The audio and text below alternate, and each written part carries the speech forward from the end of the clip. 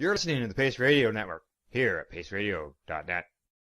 The views expressed by the individuals during this broadcast are their own opinions, and they may not be the same as those of their group or other organizations they may be involved with. Oh yeah, baby, that's lovely.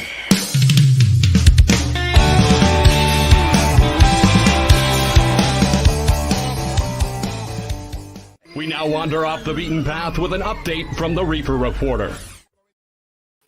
Hello and welcome to the Reefer Reporters with News Hawks, Reverend Kelly Addison and myself, Al Graham. It's April the 11th, and we are live from the Legacy420.com news desk on the Pace Radio Network's YouTube channel and Facebook pages. Hello, Kelly. How are you doing this morning? Good morning, Al. It's a wonderful Monday morning. Is it sunny outside your window? Yes, it was. Yeah. Yes, it was. Yeah. When I was upstairs. Yeah. It's really sunny in the lounge today. Yes, and it's getting warmer because it was cool overnight. I had some frost when I looked outside this morning. Oh, not time to put any of our vegetables or our plants outside yet. Not time. No, Too frosty. not yet. Yeah. A little early for that. A little bit later. Yeah. Soon. But obviously some natural ones are coming up. Yes. Tulips and things. Nice to see. Yeah, that's right. Add some color to the gardens after, winter gray looking. Yeah. No leaves on the trees. Everything's just looking dirty. Yeah. Nice to see. Signs of spring. Exactly. Well, what happened at the lounge this past weekend? Oh, it's so nice. We're just welcoming people back to the community. We're going to start our cacao ceremonies this weekend. Do you know what cacao is? No. It's like really strong hot chocolate, and it's for your heart chakra. So it's all about that metaphysical energy, ancient medicine healing that you've probably heard lots about. And so we're going to start doing some of that here. Nice. Yeah. There you go. Bringing it to the people. Bring it to the people and helping them. That's right. Medicinally. That's right. Okay. With chocolate. Who doesn't love chocolate? Oh. Yeah. Right. Right? Hot chocolate. It's just really strong hot chocolate. Yeah, hot chocolate. Hot chocolate is good. Love the hot chocolate especially when it's cold out. Yeah. Yes, exactly. Well, what do you say? Get on to the news? I think so. Alrighty, we're gonna start here in Canada, and then by the time we're done, we're gonna be, I don't know, over in Europe somewhere. So good stuff. All right. Up first, we've got a recall here in Canada. That's because Emblem issues a recall for a mislabeled CBD extract. Oh, the recall is for Emblem CBD 100 cannabis extract. It's due to inaccurate labeling. The total THC and total CBD per activation declared on the label are lower than the actual total THC and total CBD per activation in the product. Yeah, the printed values on the label showed 0 milligrams of THC and 0.3 milligrams of CBD, when there's actually 0.3 milligrams of THC and 10.1 milligrams of CBD. Okay. Yeah. So that's a big difference. That's a really big difference. Okay. The good thing is that people don't get high off the CBD end of things. So it's not like, all of a sudden they're getting a mad rush of THC. But there are people that are CBD intolerant. So imagine if they were just looking for a little bit of it and they got a lot, and then they got a reaction, of course, right? Right. Sometimes when they're on different kind of medication, they get a reaction from CBD. Now, the 30 milligram bottles were packaged on March 7th. Yeah, that's the ones that the people have to watch out for. Yes. Where the mistake has been made. Yeah, they received only one complaint to date related to the mislabeled values, and Health Canada has not received any complaints. The public recall notice says that neither Health Canada or Emblem has received any adverse reaction reports. That's good. Now, 183 units of the product were sold between March 16th and March 25th. No action is required by consumers, but they can return any affected products by contacting Emblem Cannabis Corporation, and there's an email and a phone number here for that. Yeah, and as they note here, incorrect labeling is one of the most common reasons for product recall in the cannabis industry in Canada. Yeah, lots of stories about that. Yeah, there has been. At least once a month, I think. I wouldn't doubt it. Yeah. And we bring them right up there at the beginning so people Yes. can see that Yes. there's a recall going on. Important. It's important that patients are aware of those things, right? Right. All right, and also to make patients aware, another story here from StratCan. It says that Shoppers changing its compassionate care program for medical cannabis. Uh-oh. Now, it's Uh-oh. following reports from patients, and it's a representative for Loblaws, that's of course the company that owns Shoppers, has confirmed that they have paused any new applications and will be reducing their current discount on under the compassionate care program from 20% to 10%. Oh, that's a big jump. It sure is. Exactly. Exactly. And according to Loblaw's representative, the change is due to considerable increases in costs and ongoing industry challenges that have forced the company to revisit its discount program. Well, hasn't the cost of cannabis at the stores been going down? Yes. Yep. In the adult use stores, it absolutely has. But Yeah. we know that medical cannabis has been hit really hard when adult use came in, and so there could be maybe they're not seeing enough numbers, and they're having to. Well, we're watching businesses be bought and bankrupt, Yeah. so that could be part of it, my friend. Now, Yeah. where were we here? The Shoppers Compassionate Care Program is accessible to registered medical cannabis clients who have an annual income below $30,000 or who have already qualified for any of the several provincial or federal programs such as disability benefits under the Canada Pension Plan, old age security, war veterans allowance, and many others. So theirs is going to be affected too then. Yeah. Oh, jeez. Yeah. It's a 10%. Shoppers Drug That's Mart, a come on. 10%. That's a 10% increase. Oh, dear. Yeah, exactly. Now they say that they remain committed to providing their patients with excellent medical products and a wide assortment at an affordable price. At this time, the new 10% discount can be stacked on top of frequent product sales and price drops for added savings. I don't know whether it was allowed to do that before or not, Kelly. Or they're just pointing it out now. Yeah, if this change is ineligible, discount requires patients to adjust the preferred product or format. They say that shoppers cannabis care advisors are trained to help them select the best medicine. But you find a medicine that works, and all of a sudden you got to change it because you can't afford to buy it. Right. Yep. Now, the representative who also notes that Shoppers plans on working with their supplier partners to provide other selected products with a 20% discount. Medical Cannabis by Shoppers lists hundreds of different cannabis products from dozens of producers, starting as low as $3 a gram for dried flower. Yeah. Now they go on to apologize for inconvenience. It is though through these hard decisions, we are to continue to find ways to meet the healthcare needs of Canadians. They also are working on with their partners closely and will be providing select products to maintain a 20% discount for compassionate care patients. These selections will be announced at a later date. Right. So it looks like they're still working on something. Okay. It's not, yeah. And they're not taking any new applications. No. So that's Yeah. what they said here. That's on pause. So good job, Yeah. guys. Yeah. So yeah, they're not taking any more patients. No. Yeah. Sorry, Okay. patients. You got an increase, and we're not taking in any more No. of you to supply. And reducing the ones that they have. Yeah, exactly. Great. Good job. Yeah. So are they getting out of it? It doesn't make any sense because Shoppers is such a huge conglomerate. Loblaws Corporation is such a huge conglomerate. They could be doing better. They should be doing better. Should be doing better. Exactly. They got all those stores. Yeah. Why not get those stores so they can sell cannabis for Right. their They patients? could be a leader. They could be a leader in They this. could be. Yeah. Yep. They've been involved in it for so long. Yep. The licensing and to grow. Yes. Yep. No, this is just dollars to them. Unfortunately. Yeah. All right. On to our next story. This one's coming to us from Quebec because they'll change the screen. The Laval police seize hundreds of bags of cannabis, gummy worms, and arrests 5 people. You can see there, in Yeah. that picture. And as we keep going and scroll down, we can see the packages of the worms. They have hats. Yeah. The Laval police have arrested 5 suspects and seized hundreds of bags of cannabis gummy worms and various other weed products after searching 3 residences and 4 vehicles. Yeah, the vast majority of the seizures involve bags of candy in the forms of jubes containing THC, according to the press release.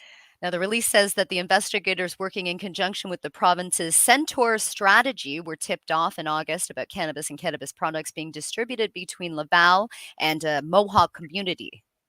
Yeah, back in November, police set up Project Cohesion aimed at cannabis trafficking in Laval and Montreal. The SPL arrested the suspects on March the 25th and searched 4 vehicles, 2 residents in the Laval's Chomedy neighborhood and 1 in Laval West. Looks like it was a big sting operation. These searches resulted in the seizure of a large quantity of narcotics-related products, as well as a firearm and several proceeds of crime.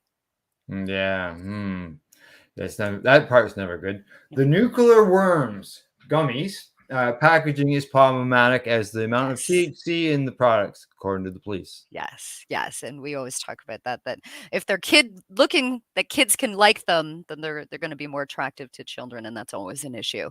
Now, the cannabis law on packaging prohibits a label if there's reasonable grounds to believe that package or label could be appealing to the young person.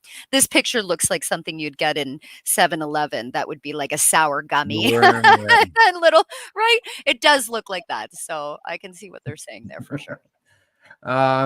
Yeah, they seemingly harmless jubes can cause severe intoxication, they say, if ingested by children. It's difficult to tell with the naked eye if a simple candy or if it contains THC, and that's if you see the gummy bear. Some people can't tell the difference between. Sure. Well, how can you? Absolutely. Really? You get these from the bulk barn, and then you just put the THC in them. They're the exact same ones without. You can't tell at all. We had a story there on Thursday where they're talking about people just spraying the product. That's what I mean. Yeah, that's what I mean. Yeah. That's what, and that's probably what this is. That just sprayed on distillate. You just take it from a bulk candy, and you just put the distillate on it, and then you've got the same thing. So if you are a child and a parent leaves it out, you're not going to know. Not going to know. No, and a child that takes 300 milligrams gummy, or 350 milligrams, like it said on there, eating that whole package, that would make that little one sick. Yeah. And then they go to the hospital, and then we get reports again of child ingesting. So let's just leave those packages out. Yeah, be responsible. Yeah. All right, on to our next story. And this headline says, Biden's delicate dance on weed is getting clumsy. And that's according to the Boston Globe in the editorial. I do like that headline. The United States prohibition of cannabis has been a failure on many fronts. Its enforcement has upended countless lives by locking people up for possession. Its criminalization has disappropriately harmed Black Americans, who are nearly 4 times more likely than white people to be arrested for cannabis-related offenses, despite similar usage rates. And it is contributing to a lucrative black market that has significantly boosted the revenues of drug cartels. So in response to what has evidently been bad federal policy, the majority of the states, including Massachusetts, have loosened their cannabis laws over the last decade, ranging from decriminalizing cannabis to legalizing it, or both medical or recreational use. The federal government has been slow to catch up, however, and the result is a patchwork of rules and regulations that has left many Americans behind and put businesses in legal murky territory. That may seem change, as ending the federal ban on cannabis has been gaining momentum in recent years. For example, 68% of Americans now support legalization, more than double the number at the start of the century. That's why rethinking America's cannabis laws has become a bipartisan issue, with both Democrats and Republicans introducing different bills to decriminalize the drug in the last few sessions of Congress. And earlier this month, the House passed a bill to decriminalize cannabis, tax cannabis products, expunge criminal records related to some cannabis-related offenses, and make small business administration loans available to business in the budding cannabis industry. What's missing from the momentum that has made decriminalizing cannabis such a silent issue, however, is that it has yet to get the full backing of the President of the United States, a step that would, in and of itself, probably be the tip of the conversation past the point of no return at the federal level.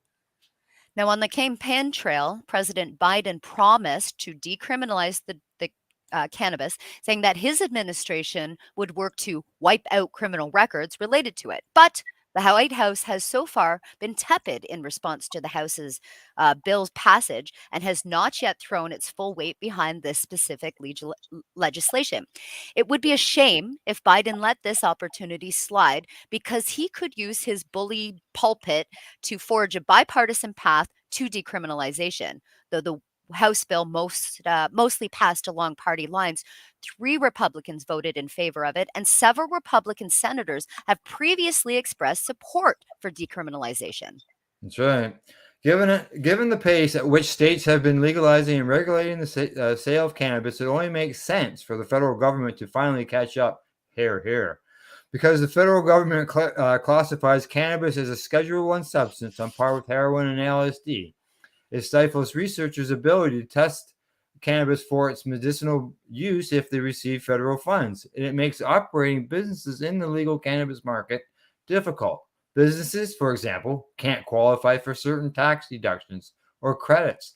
They also have difficulties establishing bank accounts or accessing loans to get their businesses off the ground. Now, that's ultimately detrimental to both consumers and businesses, because the federal government is contributing to an environment where small businesses can't access the resources that conglomerates have. Barriers to entry, like the high cost of starting a cannabis business and the lack of access to loans, are creating a less competitive market, one that could easily get consumed by a few big businesses, which could ultimately harm consumers with predatory business practices, as the tobacco industry has shown. Doesn't that sound a little bit like what's going on here? Wow, they've seen it, right? They see it, yeah. They see it. They're quoting Canadian cannabis law. Well, yeah, and there has been, exactly. They as if they're looking at what we've done. Few big businesses could And I'm ultimately sure, harm consumers. and Wow. obviously they'll be making changes where things need to be corrected that we've touched on in the past. So. Yep. All right. Now it goes on to say, but what is arguably the most important factor when considering the federal decriminalization of cannabis is advancing racial justice. Far too many people, disparately Black and brown, have been anchored by criminal records simply for possessing cannabis that have held them back from job obtaining or career advancement. Expunging those records at this legislation process helps to begin correcting the wrongs and the tragic overreach of the war on drugs. Passing any legislation in Congress right now is a tall task, but Biden ran on the idea that he could bring both sides of this aisle together to work on common sense policy solutions to Americans' injustices. And as the movement to decriminalize cannabis has begun to attract more and more Republicans, Biden has an opportunity to add another bipartisan win to his domestic agenda. He shouldn't let it slip through his fingers. Such a call to action, eh? This whole thing. Yeah. Come on, Biden. Come on, Biden. Come Yeah. on, Biden. I love that. Because come Yeah. on, Biden. What Yeah. happened? The people want it. It's obvious the people want it. He got Like, into power and we don't even hear about him. Like, what are you doing, buddy? You've got this power. Just do it. Just make that do it. your he's got to be known. He wants to be known for something, so make it be that. Just Yeah, and legalize, he always decriminalize. wants to be things to be bipartisan. Yeah. As far as working across the aisle, so on and so forth. Right. And we know that Republicans in Republican states have legalized cannabis. Yep. So the perfect opportunity. And to further on that, our next story does do that. Yep. And that is because it says here that the Congressional Cannabis Caucus names new GOP co-chair who voted to federally legalize cannabis last week. There That's you the go. headline according to Marijuana My Moment. goodness. Leaders of the Congressional Cannabis Caucus on Friday announced that they have selected Republican Brian Mast to serve as the 4th co-chair of the bipartisan panel to advance federal legalization. Yeah, Mast was one of the just 3 GOP members who voted in favor of a Democratic-led bill to end prohibition and promote social equality in the cannabis industry that passed in the House last week. He will replace Rep. Don Young, who was also a Republican, who died last month at the age of 88 as one of two Republicans who co-chairs of the caucus. Now, in a statement about the new role and his support for ending federal cannabis prohibition, Mass said that the Constitution never says cannabis, but it does say that unenumerated power lies with the states. Federal cannabis policy should be based on that constitutional principle, is what he says. That's right. A military veteran who has championed various cannabis reform bills over his time in Congress, Mast is being recognized by his fellow co-chairs as an apt fit to join the caucus leadership. His GOP counterpart, Republican Dave Joyce, said in a press release that the congressman has established a reputation of good faith and leadership on strategic and sensible cannabis reform. Not only is Brian a longtime proponent of remedying the unjust consequences of our nation's 80-year war on cannabis, but as a representative of a medical legal state, he understands the complexities of both legal and non-legal markets and the necessity for federal reforms that work with, not against, individual states' needs. Joyce, who did not vote in favor of the MORE Act last week, is what he said. He didn't vote in favor of it, but yet he's saying this. Yeah, contrast. Yeah. Now, Joyce is quoted as saying, importantly, he knows all too well the sacrifices American veterans have made, and it's committed to ensuring their needs are included in both comprehensive and individual reform efforts moving forward. Also saying Brian serves in Congress as he did on the battlefield without regard for personal gain or personal sacrifice. Yeah. Following the MORE Act vote, the Democratic Cannabis Caucus co-chairs, Barbara Lee and Earl Blownauer, both Democrats, told Marijuana Moment that there's no reason to suspect that Joyce's no vote meant that there was a problem with the panel. Wow. Yeah. Go down below. It says, I understand where David was coming from, but in no way are there any indications from anyone that the Cannabis Caucus, because of this, would be in any jeopardy. Okay.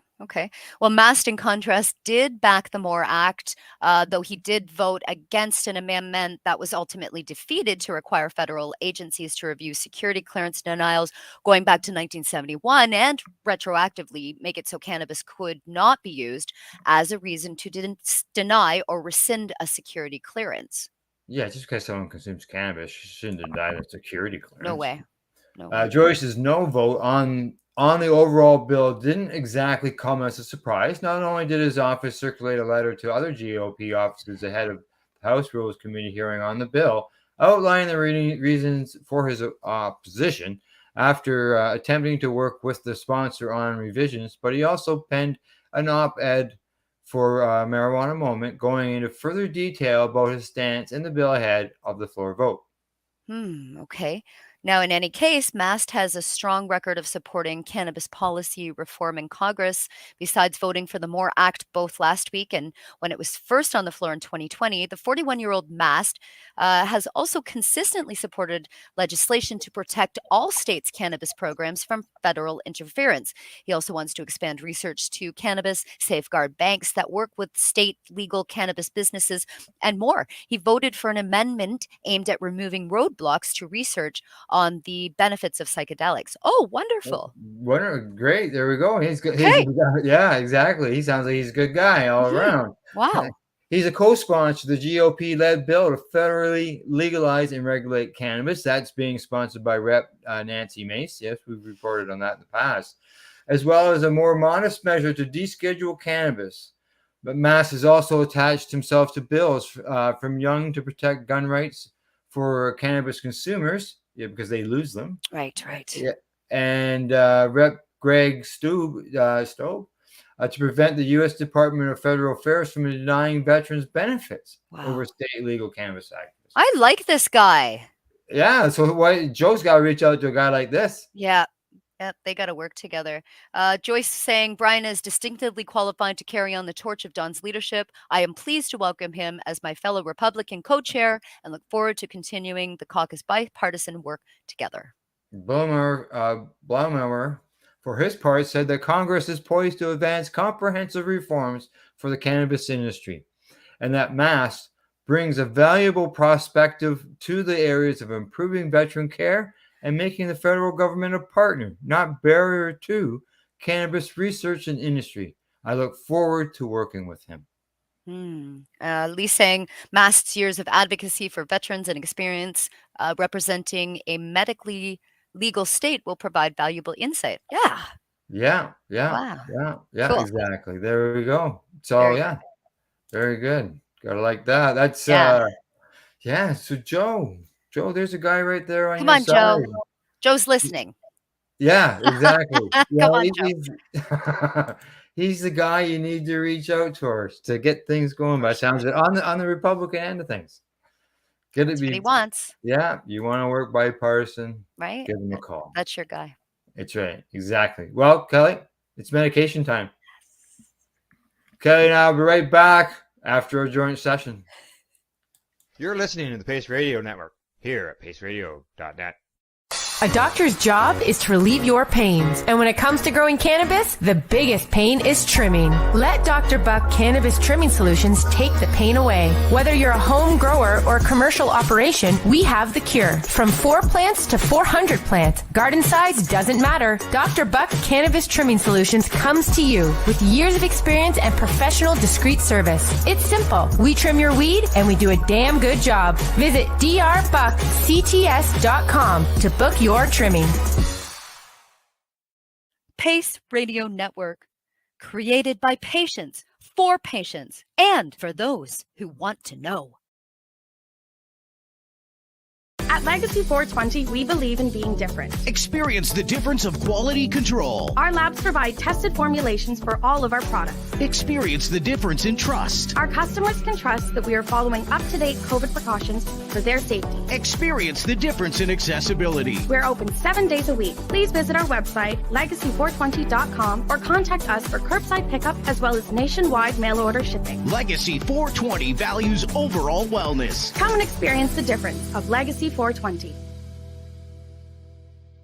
Did you know that the Pace Radio Network isn't just a radio network? That's right, because most, but not all of our programming is now done via video and is then podcasted at paceradio.net. So if you want to watch our programming, you'll find us on the Pace Radio Network's Facebook page, plus the show's own page, and you'll find us live on the network's YouTube channel. And don't forget, you can find it all, video and audio, at paceradio.net. BMA Hydroponics has everything you need to succeed. Visit our Hydroponics Superstore at 404 Maitland Drive in Belleville and we'll show you how to grow your own quality cannabis for pennies per gram. We're open Mondays, Tuesdays, Wednesdays, and Saturdays from 10 a.m. to 5 p.m. and Thursdays and Fridays from 10 a.m. to 7 p.m. Call 613-967-9888. BMA Hydroponics. It's worth the drive. The only way to go. Hi folks, Scott from stfattiesday.com here, and we're absolutely stoked to tell you about our brand new program called Pass the Peace Pipe and our partnership with Legacy 420 out of Tyne-Danega. We are absolutely proud to be partners with these people. They are an amazing group that have helped so many people with their amazing cannabis medicinal products. And we are working together to gather funds to build the first ever Indigenous-specific opioid addiction center here in the Bay of Quinte area on Tyne-Danegan land. So we need your help. We need you to repost this video and go to our GoFundMe campaign, because on this October 17th, St. Fatty's Day, we are going to be starting the campaign where we pass the peace pipe from one side of the country to another to unite our country, to gather awareness, but most importantly, funds to build opioid addiction centers across the nation, one build at a time.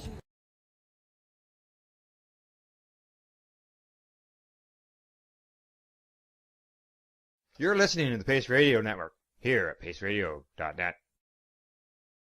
Hey, we're back from a medication session, and we are live here on the Pace Radio Network's YouTube pages and YouTube channel and Facebook pages. If you miss our live shows, don't forget they're always available at paceradio.net, and that's video and audio. You can both there. Yes. Yep. All the good stuff. That's right. Yeah. Exactly. We're in the metaverse, Al. Yes, the metaverse. All right. Well, you saw a commercial there. Pass the peace pipe. Don't forget. Don't forget. It's Legacy always 420, really important. I it's always a like good thing seeing to. Scott.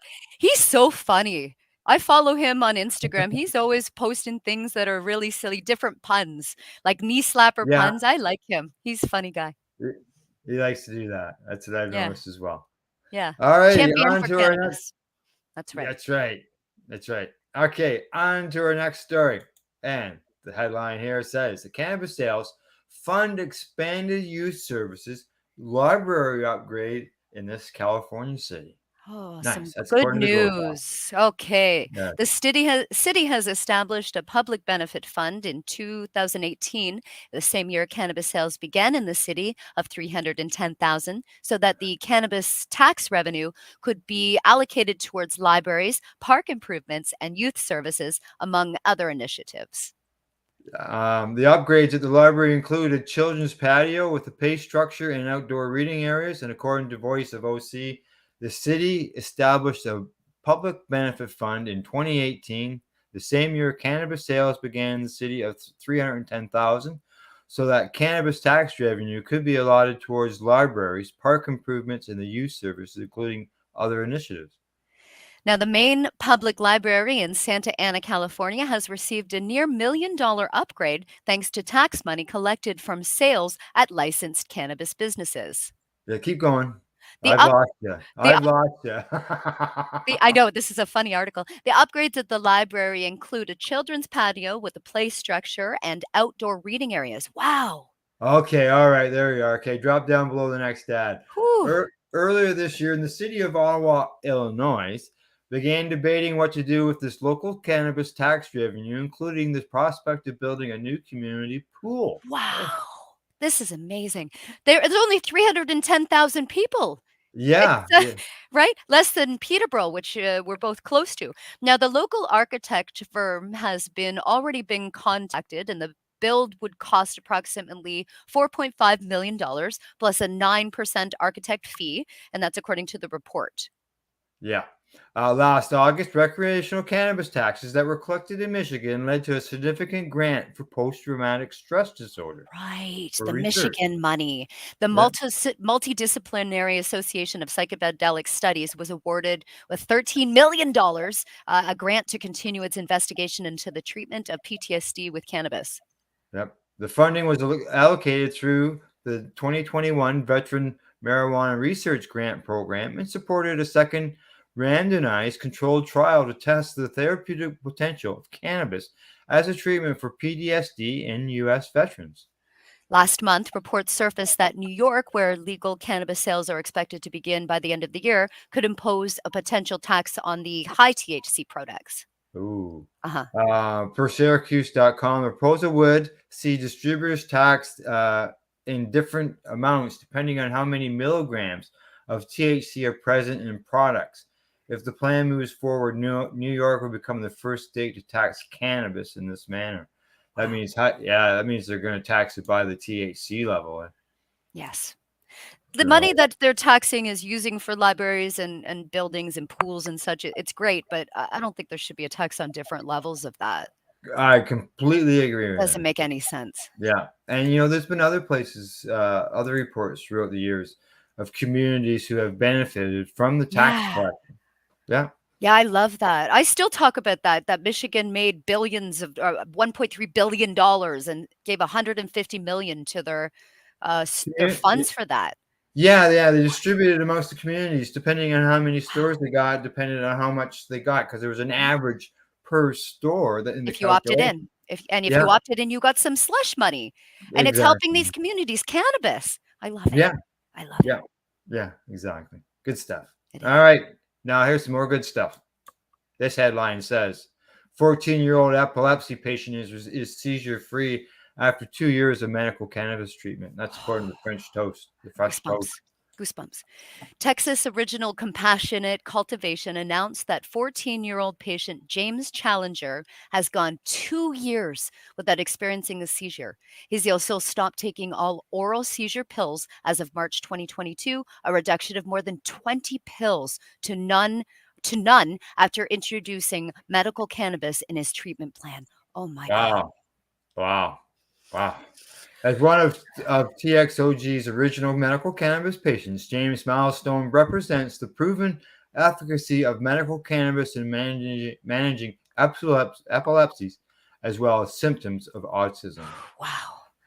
Medical cannabis is the only remedy that has worked wonders for James, and our family is grateful for this encouraging treatment option that allowed him to avoid surgery and harsh seizure medications. That, according to the parents, Mechoulam and Mike Challenger, since James started taking his cannabis prescription, we've seen an incredible improvement in his daily life, and we're thrilled to celebrate his 2-year anniversary without a seizure last month.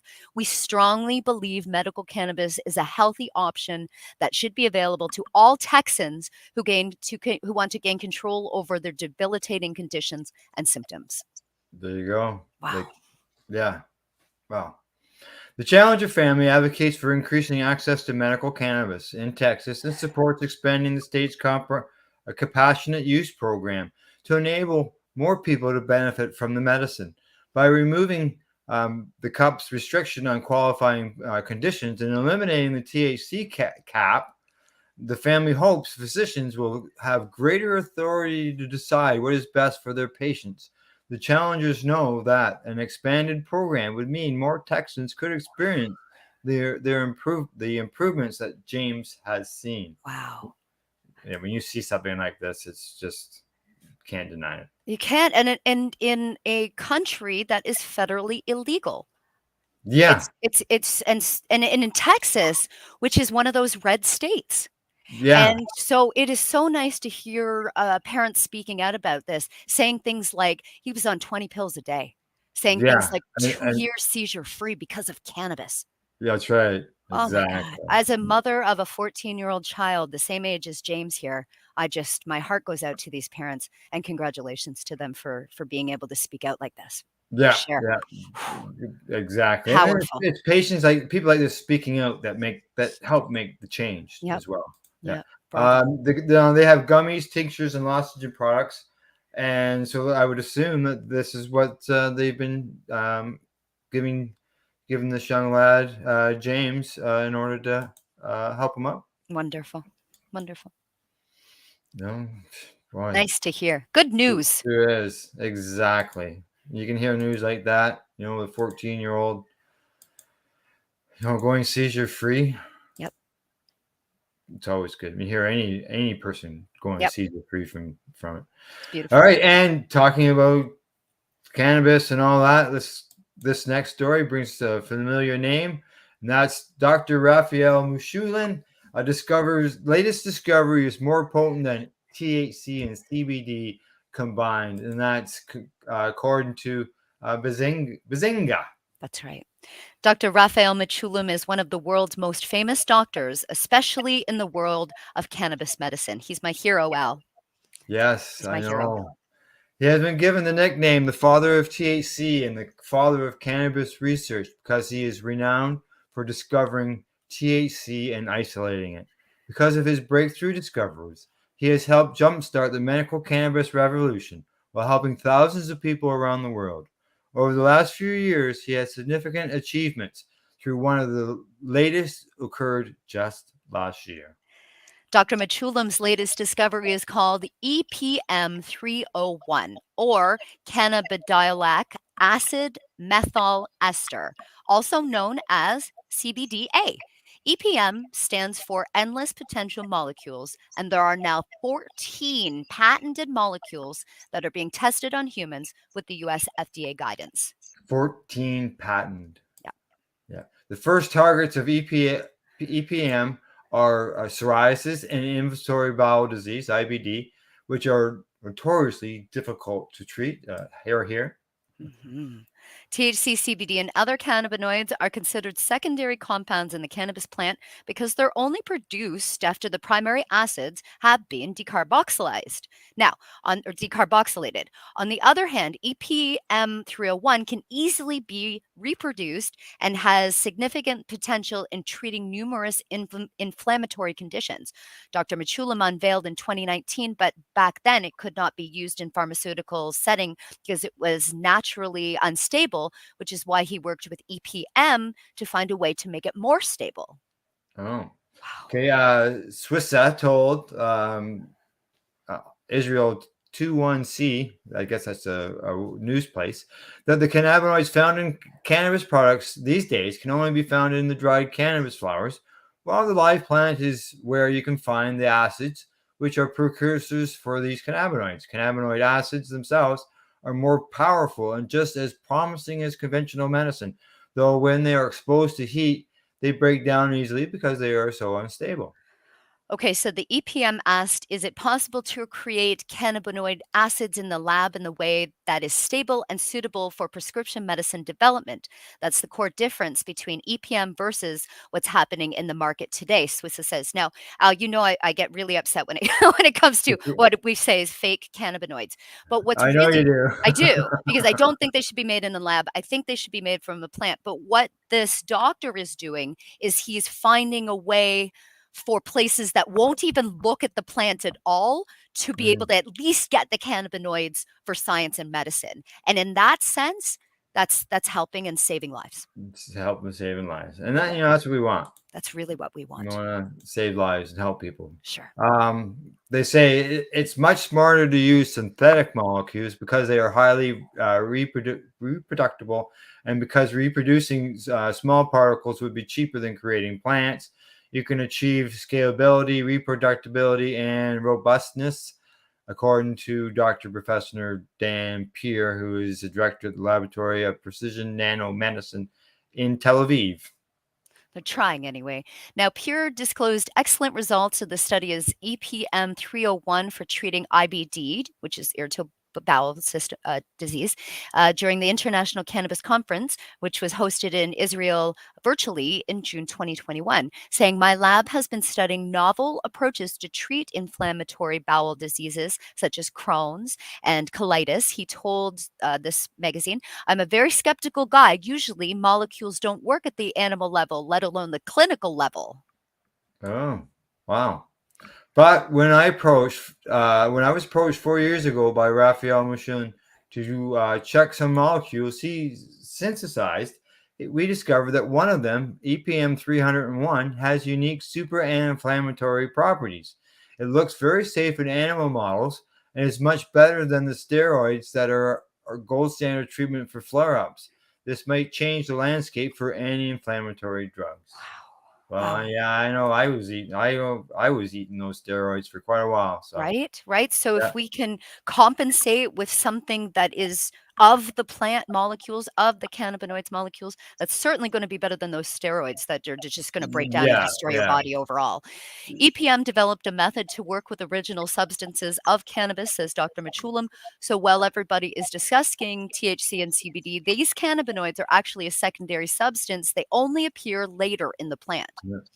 Originally, there is an acid that appears in the plant, and those acids are the mysterious worlds of compounds that are much more potent than cannabinoids. He says, what makes the discovery of Dr. Mechoulam's significant is that while cannabinolic acids were known before, it could not be used by pharmaceutical industries. Now they found a way to modify the acids that would stabilize them enough to be used for some pharmaceutical purposes. Whew. So we took a cannabidolic acid and we stabilized it by simple chemical procedure called esterification, and then the compound is stable. Doesn't sound like these were made out of yeast. I don't think that's what happened. No, that sounds a lot better. And it sounds like sort of the scientific way of decarbing it without decarbing it. Yeah. It's sounding like that a little bit, which makes sense. Yeah. Now, the doctor says that we badly need new drugs in several diseases, and some of the drugs that are available may be pretty good, but they are ultimately cause side effects. We have two groups of compounds today that need to have a replacement. These are steroids and opioids. We believe that cannabis carries the ability to introduce replacements to these families. Wow. That's a huge statement. Now, since EPM is patented, it proves that cannabinoids can be used as an effective substitute to opioids and steroids, especially when patients need to kick the addiction to prescription drugs, saying we compare our compound not only to cannabinoids, but to the existing drugs that are applied today. So, for example, in IBD, we compared our compounds to two conventional products, one in the steroids, and then one is the biological. And in both of them, we managed to prove that the activity of our compound is very similar to the common one. I sincerely hope that one day we will have, within the next few years, cannabidolic acid derivative on the market in parallel to CBD itself. He also stressed the importance of regulation and classification when it comes to these drugs so that we would reduce the risk of side effects. Companies should be careful when they're taking compounds and claiming therapeutics. They need to do it in accordance with the regulations in order to create consistency in the language, because people continue research use with medical use and aren't necessarily looking for specific indications. So there you go. Okay, it's progress. It's they mentioned prednisone as one of the steroids that patients were on. I was on that drug for so long that my specialist had me go in and check for bone density more than once. Wow. Because it does that. Destroys it. Yeah. Down. And then never mind the addiction, the angriness, the on and on and on and on. Side effects. So if they could come up with it would be nice if just straight old cannabis would do that. But if they could come up with a synthetic one like that they got here, right, that could do the same as the prednisone without having those nasty side effects. Right. And that's just what it comes right down to. And it sounds like what they're doing you kind of have to trade one for the other. And if these compounds are going to do it, basically, if Dr. Raphael Mechoulam says it's okay, I believe him. If he says it's okay, then we'll go with it. Yeah, well, hey, he's got and it will help people, and it will save our bellies and our bones. Oh, yes, exactly. All right, on to our next story. And this one is coming to us, I'm not sure from where. Let's see. The Guardian. And it says that Seth Rogen, on his cannabis business, most people can incorporate weed into their lives. So he's Seth Rogen's known for being an actor, a writer, a producer, and also a lover of cannabis. So much so that with friends and investors, including Evan Goldberg and Mike Moore, he started a company in 2019 called Houseplant, which not only distributes cannabis products through retailers in California, but also sells custom-made cannabis home good accessories from ashtrays to table lighters. And some of the items have been designed by Rogen himself. 18 states have legalized cannabis for adult use, but it is still considered an illegal substance under federal law. And in half the country. So what's it like starting and growing a business where its primary product is still largely banned? Both Rogen and Mohar, who serves as the CEO of the company, shared the thoughts with me recently. According to the writer, some of the responses have been edited. And this is, of course, after they leaving Canada to open Houseplant in the States. Now, as someone who smokes a lot of weed, this is according to Rogen, I started collecting vintage ashtrays and lighters and table lighters and things like that, things that were from an era where smoking was not stigmatized in the way that it became, because they were made for cigarettes. And that's really where a lot of the thought process came in. Smoking used to be this kind of in vogue thing that drew a lot of great minds to the things that surrounded it, ashtrays and things like that. Then people realized that smoking cigarettes was very unhealthy, and those types of things kind of fell out of fashion. Now, the rise of weed, it seems like that there's a new place for these things. I started collecting them, and then we started conceiving and how we could maybe create our own newer versions of the types of things that I was keeping repurposing things specifically for people with my lifestyle. What do you say to people who don't want to buy an ashtray? Well, he says, why should it be any worse to go to a cannabis site than it is to walk into a restaurant that serves alcohol? It shouldn't be. It's like you're not going into Applebee's because they have beer. I want to live in a world where someone lives in the reality that there's no reason to not go to a cannabis site to buy their ashtray. I think the stigmatization of cannabis and this idea that is this illicit thing that is in any way more dangerous than and most accepted Canadian or American activities and Canadian activities like drinking, is exactly what we are working against. Next question. Have you had any entrepreneurial experience prior to this, or is it new? And what have you learned? I wonder if he talks here about how he didn't do well in Canada and had to move to the US. He says, you found that it's not incredibly different than making films in a lot of ways, and making films is entrepreneurial. I think the reason that people like our films is that we're good at infusing who we are into our products. And that's what our house plant products we really are pursuing the exact same thing. I think when you hold one of our products, you can weirdly tell a lot about us. You can tell what we like, what we don't like, what we find interesting, and what we don't find interesting. I've learned that we're making products like movies. Some we know we're going to be big hits and we can invest in a lot of them. And some we're like, maybe people will like this. Who knows?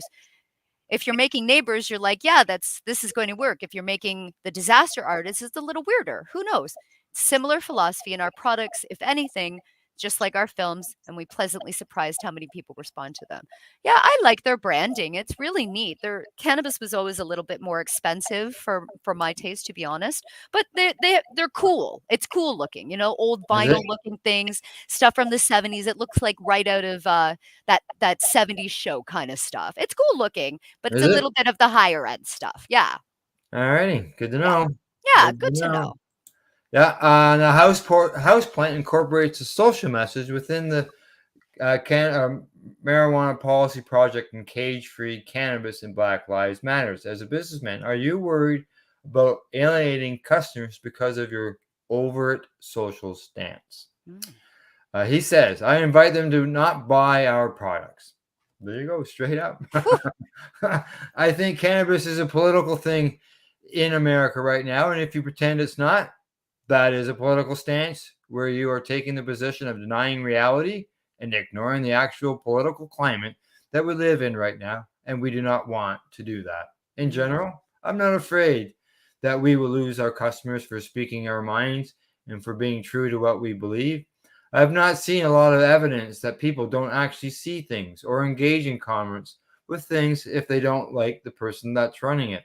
If they actually want that thing, I think fear is instilled in people to not speak their mind with the repercussions that it might harm your business. I don't know if it's actually necessary. Ooh, and then it asks, what are some challenges of starting and running a cannabis company? There's so many. Many people do not realize that it's a $25 billion industry, and unfortunately, the regulatory and legislative climate hasn't kept up with the public sentiment. Because of that and the restrictions that continue to exist, it makes running a cannabis company a lot more challenging. It's incredibly challenging for small businesses and equity license holders who get into the space and think that they have this great opportunity ahead of them, which they do, but then they have to deal in cash, pay all this extra money for security, and transport cash around their state. And even though it's still illegal at a federal legal, the federal government still taxes it, and the tax code makes it incredibly onerous for the companies in our space. That's just in the U.S. Talk about Canada regulations here, my God. Well, I can tell you, people have paid taxes for cannabis for years. Yep. Right here, when this was formerly a compassion center in Toronto.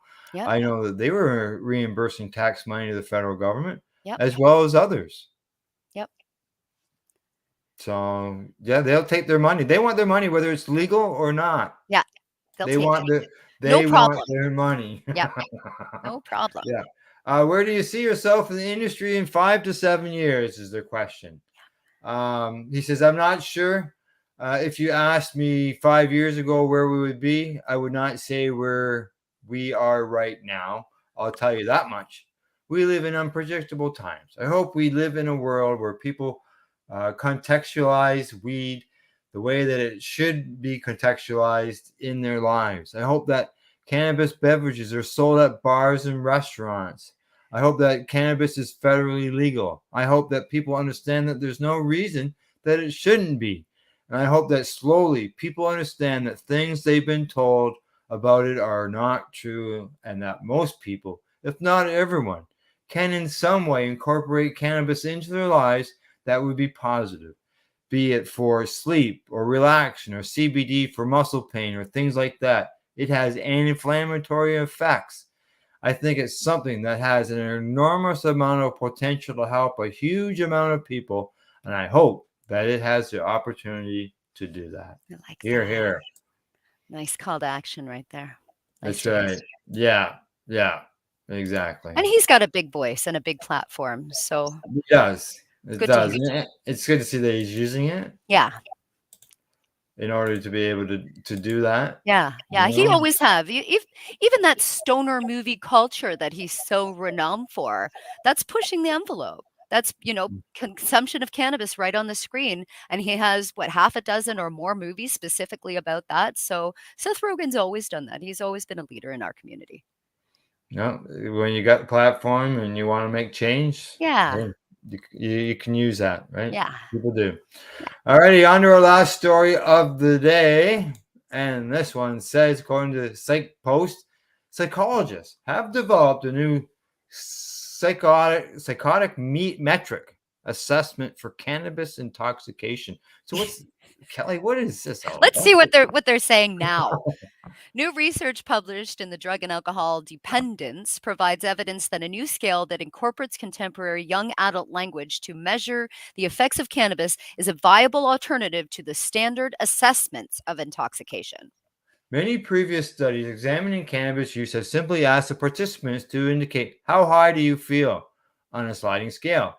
But the authors of the new research know that such a scale might not adequately differentiate between various levels of effects and might not be in line with the common language used among young adults.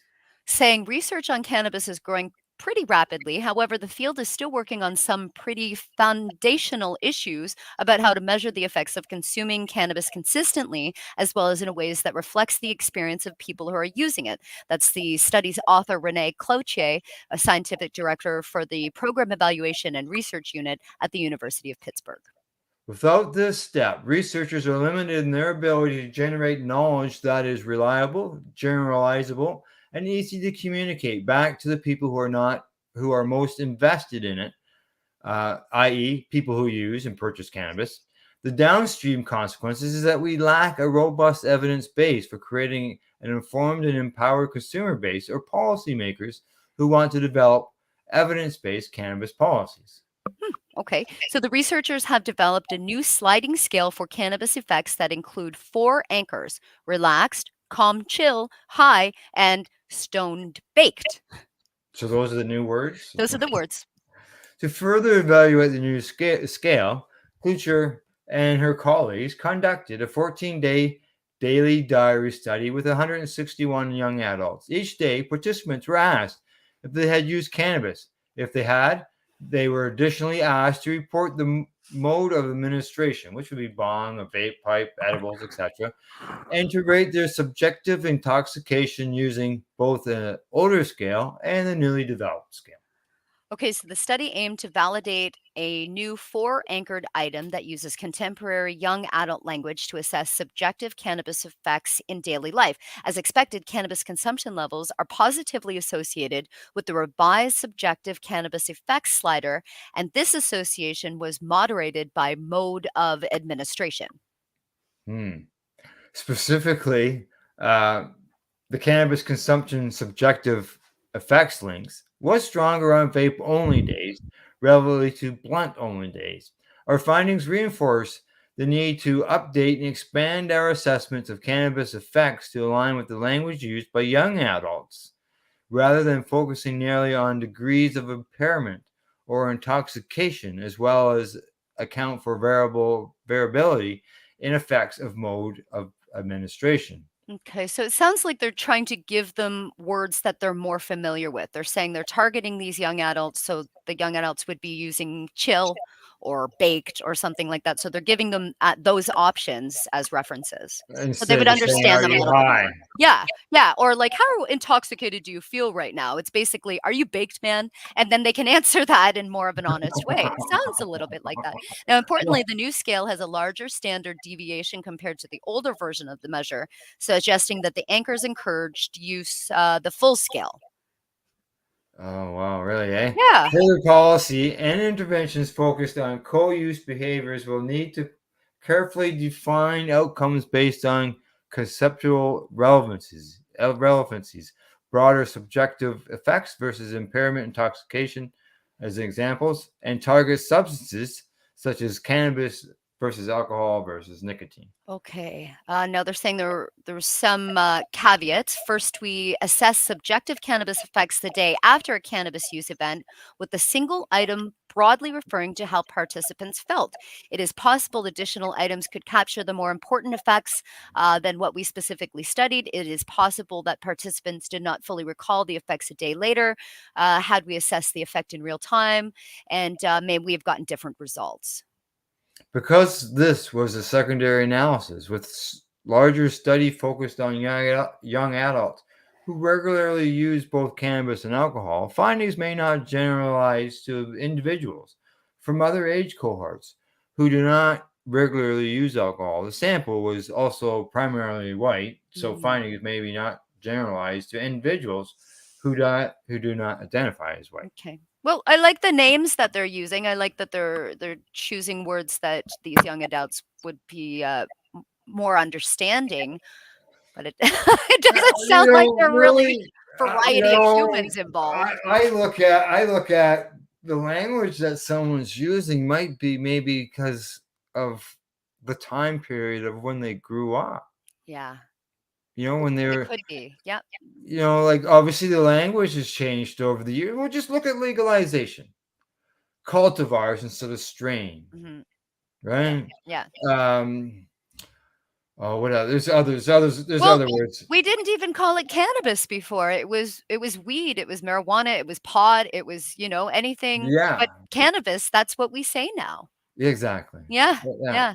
So Right. it's interesting. The language has changed over time. And so updated studies like this have to change with it.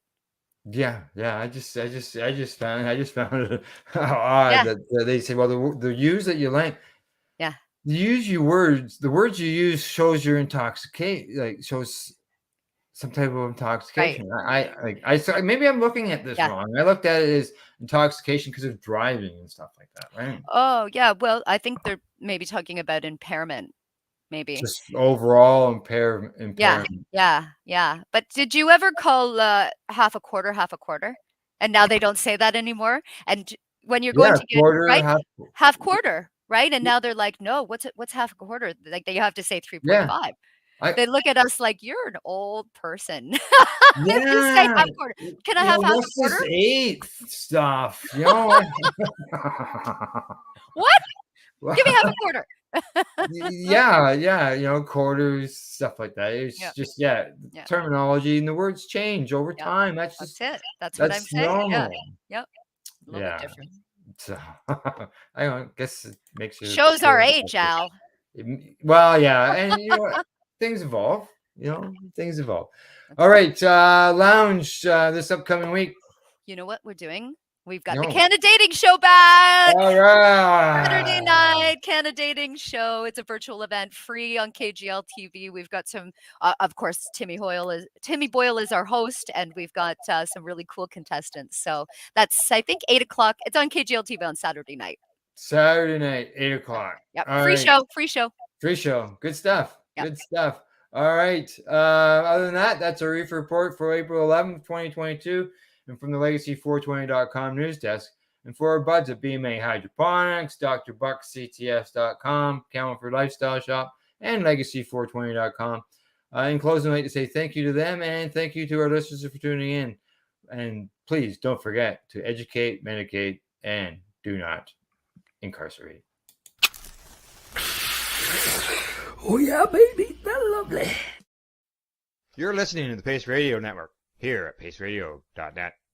The views expressed by the individuals during this broadcast are their own opinions, and they may not be the same as those of their group or other organizations they may be involved with.